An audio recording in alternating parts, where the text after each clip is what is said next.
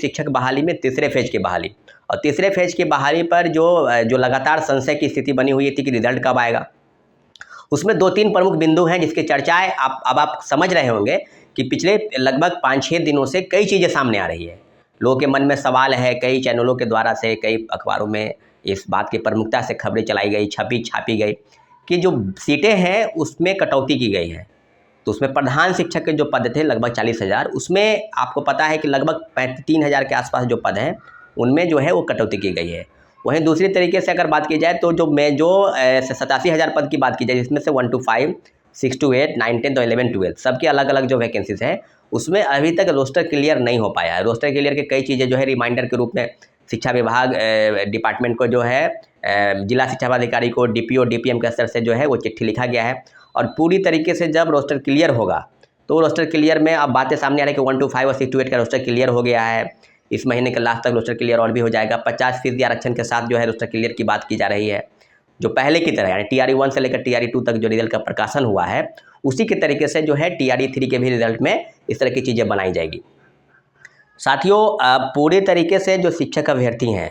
वो कई चीज़ों पर अपने आप को भी आश्वस्त कर रहे हैं कि क्या सीट की कटौती करके क्या रिजल्ट, क्योंकि जो प्रधान शिक्षक के पद थे लगभग 40,000, उसमें से भी 3,000 पद जो है वो रिक्त मतलब कटौती की गई। तो बात अगर करेंगे TRE 1 की बात करेंगे तो लगातार सरकार की तरफ से ये दावा किया जा रहा था, महागठबंधन की सरकार थी उस समय में, नीतीश कुमार और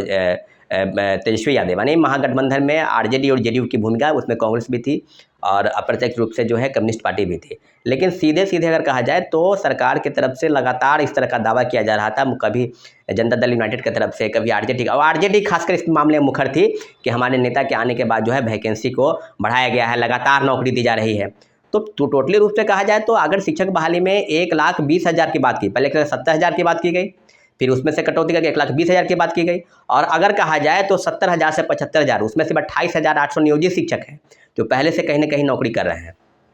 तो क्या सरकार के मंशा पर प्रश्न चिन्ह नहीं है? और पूरक परिणाम के लिए कितनी चीज़ें, कितने पापड़ बेलने पड़े?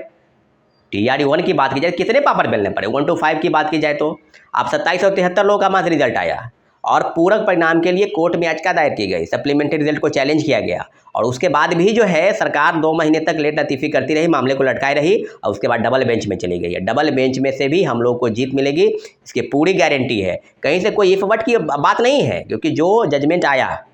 रानी तागिया के बेंच ने 1151 के मामले में, Dhirendra Kumar versus government of Bihar, उस मामले में भी स्पष्टीकरण के तौर पर बिहार सरकार और शिक्षा विभाग को जवाब देना था कि 1 से 4 नंबर वाले जो DOB से छठे हैं उनका, और पूरे सीटों का आंकलन निकाला जाए तो कम से कम 20,000 से 25,000 पद जो हैं सिर्फ और सिर्फ प्राथमिक शिक्षक यानी वो 1 से 5 वर्ग वाले का रिक्त है। उन मामलों पर किस तरह की चीज़ें हो रही है?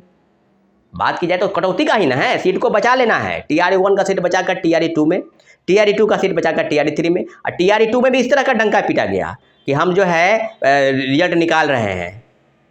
हम 14,000 रिजल्ट निकाल रहे हैं, हम 20,000 रिजल्ट निकाल देंगे। अरे भाई 14,000 का तो गया ही था ना, शिक्षा विभाग तो BPSC को शिक्षा भी भेजी थी, और पूर्व चेयरमैन ट्वीट भी किए थे, उसके बाद भी पूरक परिणाम जारी नहीं हुआ। पूरक परिणाम एक जारी नहीं हुआ। कंप्यूटर साइंस के अभ्यर्थी बड़े पैमाने पर कोर्ट के आदेश के बाद भी 800 से ज़्यादा कंप्यूटर साइंस के फर्जी शिक्षक बहाल है,